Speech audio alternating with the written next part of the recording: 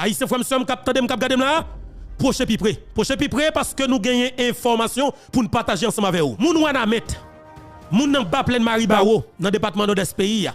Haïtien frère m'sem sous canal Rivière Massacre là, canal Dignité ya, canal Fierté ya, canal Souveraineté ya, canal tout haïtien, canal diaspora haïtienne non, canal plateforme média en ligne yo. Tendez bien. Nous un canal ça c'est canal effectivement qui pral faire tout vagabond, tout criminel, tout pas sérieux qui pense que yo capable de passer Haïti en bas pied. Et c'est kounya m'a demandé peuple là. N'a fait jeune, al fait sous canal là. N'a fait mouvement vaudou, al fait sous canal là. M'a pas l'expliquer oui, raison. N'a fait mouvement champrel, al fait sous canal là. Ou besoin pas son petit temps pour apprendre comme si pour essayer regarder ou étudier si son un jeune qui l'école, al sous canal là. Parce que canal là doué gen des moun en permanence. Et en plus de ça, m'a pral mettre main. Ah oui, nous pral mettre main. Nous pral mettre main dans construction base Bessaplan que nous te gèt envoyé participation panne pour li commencer. Mais li pas suffit. Nous pral remettre main là-dedans encore. Moi-même Fobeto. Foucault Tax 609. Jimmy mon affaire bon TV, Boustadion Madame Sarah et tous les autres amis qui organisent ensemble avec nous, nous pral mettre main. Mais moi-même personnellement avec Fobeto, ti ki choy, ti l'ancien, ti kakaran gagné, nous pral voyer. Nous pral voyer. Même si sont 1000 sacs ciment, il faut mettre organiser là pour me envoyer pour moun. Alors pour acheter sapio. Ah oui, ou même qui ka voyer bloc, voyer bloc. Ou ka vont des camions sable, vont des camions sable parce que dans Wanabet, dans canal ça nous ouais Abinader t'a attaquer là-dedans, nous pas qu'on cause peuple haïtien. Beaucoup j'aime saisir comme ça. Et bien maintenant, papa m'nan, yo toujours dit le bourrique chargé, li pas ka fait trop temps en route, pas gain camper, mais de fait m'a demandé nous, rale ti chaise ba nous pour entendre des informations tout parce que m'pas arrêter chala sous do moins, m'pas ka fait trop temps en route. Faut m'avancer, mais pour m'avancer, faut que nous gèt paré. Pays m'tende bien. Haïti gagne une chance pour libérer. Et m'a dit pour tout haïtien qui attendent là. Aïe aïe aïe monsieur. M'a dit pour tout frère avec somme qui attendent là. Si m'te dans pays en moins, là comme ça c'était ti cassave, ti œuf, ou comprenez moi ti bouteille moi, n'a pas organisé moi. N'a pas organisé moi. Oui, n'a pas organisé moi. Mais par conséquent, jodi nous oblige à distance. Ça fait la distance, c'est parce que y a des gens qui mettent une dehors. Parce que l'orgue pays où c'est péter ou péter courir ou pas qu'à faire bac, ça veut dire que ou sont gens qui sont exilés. Les gens qui exilés c'est gens même j'avoye. C'est qui est-ce que c'est haïtien tout d'abord. Et je tiens à demander nous pour nous mettre au focus. Et m'a répété même parole que journaliste vedette Radio Vision 2000 qui relève Valérie Nima Nèg Sud on déclare ce que monsieur te fait. Valérie Nima te dit pour Haïti libéré. Il y a des gens qui doivent rentrer dans le palais national. Claire, l'homme qu'il faut à la place qu'il faut. Il y a des gens qui doivent rentrer dans le primature là. L'homme qu'il faut à la place qu'il faut. Il y a des gens qui doivent rentrer dans la chambre des députés. L'homme qu'il faut à la place qu'il faut. Il y a des gens, des citoyens responsables, des qui honnêtes, qui doivent rentrer dans le Sénat de la République. Ça c'est la chambre haute. Le Sénat de la République. Il y a des gens qui doivent rentrer là-dedans. Pour Haïti, libérer. Pour Haïti, libérer tout. Il y a des gens qui doivent être professeurs dans l'école, qui pour forcer, alors, qui pour enseigner les gens, qui pour former les gens. Pour Haïti, libérer. Ou pas qu'à n'importe qui dans l'université. Pour Haïti, libérer. Ou doit gagner des gens sérieux qui prennent tête PNH. Ça c'est moi qui vais ajouter pour Valérie Nima parce que pas conclu. Il y a une possibilité pour que m'avance. Pour Haïti libéré, ou doit gagner des hommes et des femmes sérieux qui ont décidé de tout soupçon qui prennent direction générale de la police en charge. Qui va faire policier abus, qui va faire crime sous policier, qui va quitter la politique influencée pour détruire policier. Pour Haïti libéré, il faut checker pour qui est-ce qui ne doit assumer dans le pays. Parce que dans tous les pays du monde, droits humains veut dire quelque chose. Ah oui, vous devez focus pour contrôler qui est-ce qui ne doit assumer.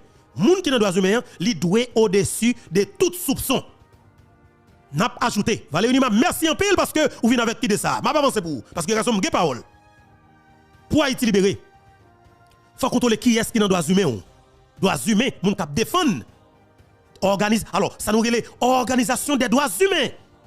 Moun femme avec un garçon là dedans, yo doit au-dessus de tout soupçon. Pour Haïti libéré, ou doit contrôler qui est-ce ou doit contrôler qui est-ce qui a parlé dans micro dans pays où.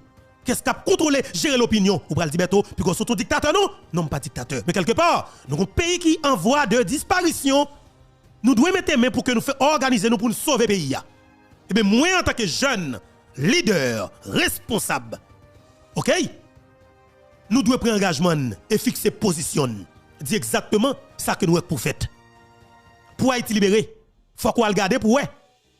Comment c'est Nicolas qui a une radio qui a fait promotion pour un groupe nègre qui a volé l'argent de l'État? Al checker pour ouais. Comment faire un directeur radio, un propriétaire radio, organiser-le pour la faire promotion pour un groupe nègre avec exemple parce que le besoin d'avancer agenda politique li. Pour Haïti libéré, ou doit contrôler ça nous les communications dans le pays. Ah oui, c'est clair, pas que je dans ça. Tout ça m'a dit nous là, c'est de qui contrôler dans tous les pays du monde. Pour Haïti libéré, ou doit organiser pour contrôler. Est-ce que nèg qui parler avec peuple là, qui éviter jeunes rentrer dans politique là? Est-ce que nèg avec femme qui veut faire politique là? Est-ce qu'on a une dimension? Est-ce qu'on a une capacité pour diriger le pays? Et en plus de ça, il faut que les gens qui sont au-dessus de tout soupçon. Est-ce qu'on pas dans trafic d'organes? Est-ce qu'on pas dans drogue? Ou pas dans kidnapping? Ou pas dans vendre zam? Ou pas retrouver moun dans la vie? Est-ce qu'on peut pas yon zam dans ghetto? Est-ce qu'on pas tuer un moun ou pas ba moun poison? Faut checker sur vous. Pour Haïti libéré, pour nous finir sur point ça. M'a reprendre grande parole que Valérie m'a dit. Pour Haïti libéré, il y a des gens qui doivent entrer dans le palais national. Il y a des gens qui doivent aller dans le primature. Il y a des gens qui doivent aller dans le parlement. Même Jean Gemoun. Et c'est pour Haïti libéré. Il y a des gens qui doivent aller dans le pénitencier national. Pour Haïti libéré, pour libérer pour tout bon. Sans sentiment. Ou il y a des gens qui doivent rentrer dans le cimetière de Port-au-Prince tout droit. Pour Haïti libéré. Et mais l'on pas faire comme ça. Bon, me parle avec nous, frères et sœurs. Moun sa yo qui fait payer qui met payer dans gorge là. L'on pas voyo dans cimetière, l'on pas voyo dans prison ou gon grain bagay qui rivo comme peuple. Yo voyo dans prison là yo vle. Yo voyo dans cimetière là yo vle parce que c'est eux même qui contrôlent tout ça qui gagne pour contrôler dans pays parce que yo gen contrôle tout bagay net et c'est yo qui fait violence là. Et yo c'est l'état en dedans l'état. L'on gen des criminels qui arrivent dans l'état ou et c'est eux même qui fait la loi. Qui connaît que l'État, c'est lui-même qui a monopole de la violence légitime, pendant que lui-même est en prison ou bien en bataille, mais c'est lui qui vient dans tête l'État. En vérité, mon Dieu, pays ça, son pays, qui disparaît tôt ou tard parce que tellement de crimes dans le pays, ça, on ne peut pas supporter. Mais c'est une raison qui cause. Nous, Haïti, a effondré dans le niveau de la effondré. C'est parce que tout simplement, la politique de pays, la politique justement, est contrôlée par des voyous, par des criminels notoires. Et c'est gangs, c'est volants, c'est criminel notoire qui fait politique seulement en dedans pays. C'est dans ce sens ça. Nous toute journée ou bien chaque 2-3 mois au commissariat des droits de l'homme dans les Nations Unies a bay bilan sous quantité de cadavres que gang que nèg avec zam touyer en dedans pays.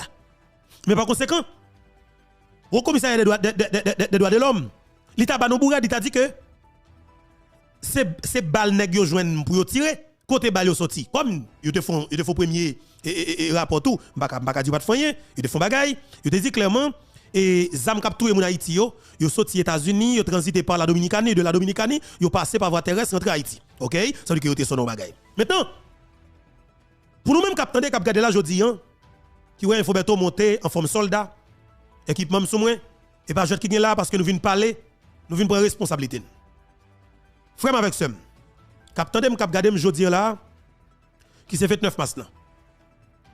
M'a dit nous ça. Haïti pas nous pour que jamais de problème. Il y a beaucoup de voix dans la vie qui tentent de nous définir, de nous dire qui nous sommes. Parfois, ils sont édifiants, comme un parent qui nous dit que nous sommes talentueux.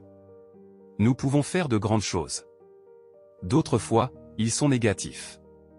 Tu n'es pas attirant. Tu n'as rien de spécial. Nos propres pensées tenteront de nous étiqueter. Tu as fait trop d'erreurs. Tu as raté ta chance. Quand vous écoutez toutes ces voix, il est facile de penser, qui dit la vérité? Qui suis-je? Suis-je talentueux ou suis-je ordinaire? Suis-je fort et confiant, ou suis-je faible et peu sûr de moi? L'avenir, où ai-je tout gâché? Voici la clé. La seule voix qui compte, c'est votre voix. Pour qui dis-tu que tu es? Ce que vous choisissez est ce que vous deviendrez. Au lieu de laisser les gens vous définir, au lieu de laisser les circonstances vous étiqueter, vous devez revenir à ce que Dieu dit de vous. Dieu dit que vous pouvez tout faire par Christ. Vous êtes équipé et habilité. D'autres voix vous diront que le problème est trop grave. Vous n'avez pas ce qu'il faut. Pour qui dis-tu que tu es? Dieu dit que vous avez des graines de grandeur. Vous êtes destiné à laisser votre marque. D'autres voix vous diront, vous êtes tout simplement ordinaire. Vous ne ferez jamais rien d'important. Vous avez le choix final. Pour qui dis-tu que tu es? Jean chapitre 1, les dirigeants juifs envoyèrent des hommes dans le désert pour découvrir qui était cet homme Jean-Baptiste. Ils avaient tellement entendu parler de lui. Il avait de nombreux adeptes, alors ils ont demandé à Jean s'il était le Christ. Il leur a dit non. Ils ont demandé s'il était Élie. Il leur a encore dit non. Ils dirent, alors dis-nous qui tu es afin que nous puissions répondre à ceux qui nous ont envoyés. Que dis-tu de toi-même? John aurait pu répondre de différentes manières. Il aurait pu leur parler de son histoire familiale, de son éducation, de sa philosophie, mais les Écritures disent que Jean a répondu selon les paroles d'Ésaïe. Je suis une voix qui crie dans le désert, préparez le chemin du Seigneur. Jean est revenu à ce que les Écritures disent de lui. Il n'a pas dit ce qu'il ressentait, d'où il venait, qui était sa famille. Il a dit ce que Dieu a dit à son sujet. Imaginez que quelqu'un vous demande, dites-nous qui vous êtes afin que nous puissions le dire aux autres. Quel genre de réponse auriez-vous? Cette maladie m'inquiète, j'ai mal au dos, les affaires tournent au ralenti, ces enfants m'énervent. Fermez-le. Ce n'est pas qui tu es. Dites ce que Dieu dit de vous. Je suis fort, oint, talentueux, favorisé, en bonne santé, béni, pardonné, terriblement et merveilleusement créé. Souvenez-vous des paroles de votre Créateur. Dieu dit qu'il vous rend la santé. Il dit que tu vas courir et ne pas te fatiguer. Il dit que les pleurs durent toute la nuit, mais que la joie vient le matin. Que dites-vous de vous? Je suis un peu malade. Je suis déprimé. Ne traversez pas la vie en portant ces étiquettes négatives. Dites plutôt, je suis en bonne santé, je suis entier, je suis énergique, je suis libre, je suis heureux, je suis victorieux. Si vous commencez à dire ce que Dieu dit de vous au lieu de ce que vous ressentez, alors vous verrez les choses commencer à changer. Il y avait quelque chose de spécial chez Moïse à sa naissance. L'Écriture dit qu'il n'était pas un enfant ordinaire. En grandissant, il sentait que son destin était de délivrer les Israélites de l'esclavage. Il avait de bonnes intentions, mais il a commis une erreur et a fini par devoir fuir dans le désert. Je pouvais imaginer des voix lui disant comment il avait raté son coup, qu'il avait raté sa chance. Il aurait pu porter les étiquettes, échec, échoué, trop tard, mais au fond, il pouvait entendre cette petite voix calme lui dire, tu n'es pas un enfant ordinaire. Ce n'est pas ainsi que se termine ton histoire. Il y a de la grandeur en toi. Ce que Dieu a commencé, il le terminera. Après 40 ans dans le désert, Dieu est apparu à Moïse et lui a dit, il est maintenant temps d'accomplir ta destinée. Comme vous le savez, Moïse a ensuite délivré les Israélites, ouvert la mer Rouge et accompli de grandes choses. Mais imaginez si Moïse discutait avec Dieu. Non, mon Dieu, j'ai fait trop d'erreurs. Je ne crois pas qu'aucun des grands miracles se serait produit si Moïse s'était considéré comme un échec. Et toi? Quand tu es né, Dieu a fait la même chose. Ce n'est pas un enfant ordinaire. Dieu a mis de la grandeur en toi. Il est destiné à ce que tu laisses ta marque. Bien sûr, vous avez peut-être fait des erreurs, vous avez des obstacles, cela a pris plus de temps que vous ne le pensiez, mais cela ne change rien à ce qui est en vous. Eh bien, Joël, ça a l'air bien, mais je pense que tu t'es trompé de personne. Il n'y a rien d'inhabituel chez moi. Je ne suis pas super talentueux. Je n'ai pas une grande personnalité. Je ne viens pas d'une famille influente. Tant que vous vous méprisez, vous ne verrez pas votre grandeur. Quand Dieu vous a créé, il a pris du recul et a dit, c'était très bien. Dieu avait créé des univers, des étoiles projetées dans l'espace, des levers de soleil spectaculaires, des chaînes de montagnes magnifiques, mais il n'a jamais dit qu'ils étaient très bons. Il a seulement dit cela de vous. Ne pensez pas que vous êtes moyen, que vous n'avez pas grand-chose à offrir. Vous n'êtes pas un enfant ordinaire. Vous êtes un créateur d'histoire. Vous êtes un changeur du monde. Vous êtes destiné à laisser votre marque. Peu importe la façon dont vous avez été élevé. Cela ne dépend pas de votre niveau d'éducation ou de la façon dont de nombreuses connexions ou les obstacles auxquels vous êtes confrontés.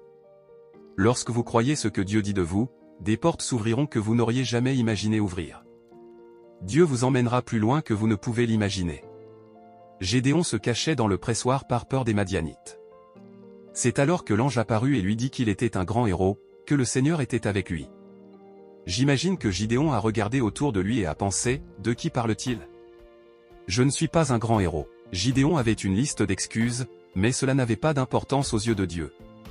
Comme avec Gédéon, Dieu vous appelle un puissant héros. Allez-vous être d'accord avec lui ? Dire, oui, je crois que je suis un puissant héros. Je suis équipé et habilité. Je suis tout à fait capable d'accomplir mon destin. Ou vas-tu faire comme Gédéon et commencer à trouver des excuses ? Je n'ai pas grandi dans un bon environnement. J'ai eu de mauvaises passes. Cette entreprise m'a fait du tort. Personne ne m'a aidé à réaliser mon rêve. Je me demande quels rêves vous pourriez réaliser, quels obstacles vous pourriez surmonter, quelles entreprises vous pourriez créer, quels livres vous pourriez écrire, quelle influence vous pourriez avoir si seulement vous saviez qui vous êtes. Gédéon ne se sentait pas comme un grand héros, mais à la fin, il s'est levé et a cru ce que Dieu disait de lui. Il a accompli son destin. Cela ne venait pas de son influence, de sa richesse, rien dans sa situation ne ressemblait à ce que Dieu avait dit, mais Dieu vous appelle tel que vous êtes avant de le devenir, alors c'est à vous de décider. Si vous le croyez, notez-le dans votre esprit. Cela deviendra une réalité. Pour qui dis-tu que tu es ? Au lieu de laisser les gens vous définir, au lieu de laisser votre passé vous étiqueter, pourquoi ne revenez-vous pas à ce que Dieu dit de vous ? C'est lui qui t'a créé. Comme Gédéon, vous ne réalisez peut-être pas qui vous êtes. Dieu a envoyé un ange pour le lui rappeler. Puis il s'est levé et a laissé sa marque. Un ange ne vous apparaîtra peut-être pas, mais peut-être que Dieu m'utilise pour vous rappeler qui vous êtes. Vous êtes un héros puissant. Vous êtes un chef-d'œuvre. Vous êtes fort, précieux, talentueux, confiant, en bonne santé, oint et pardonné. Vous n'êtes pas un enfant ordinaire. Remettez vos épaules en arrière, gardez la tête haute et avancez vers celui pour lequel vous avez été créé. Si vous faites cela, je crois et déclare que vous verrez Dieu se manifester dans votre vie. De nouvelles portes sont sur le point de s'ouvrir, de nouvelles opportunités. Les géants sont sur le point de tomber. Vous êtes sur le point de voir la guérison, la faveur, les percées, la plénitude de votre destinée au nom de Jésus. Joel Osteen, je savais que j'étais censé intervenir et devenir pasteur de l'Église, mais toutes les voix me disaient que je ne pouvais pas le faire. Joël, tu n'es pas pasteur. Tu n'as pas été formé. Tu n'es pas allé au séminaire. Tu n'es pas dynamique comme ton père. Tu es plus calme et réservé, et tout cela s'est passé dans mon esprit. Me disant ce que je n'étais pas, mais pourtant au fond de mon cœur, quelque chose me disait, Joël, tu peux faire ceci. Tu es appelé à faire cela. Même certaines personnes avaient peut-être de bonnes intentions, mais même les gens que je connaissais ne pensaient pas que je pouvais le faire.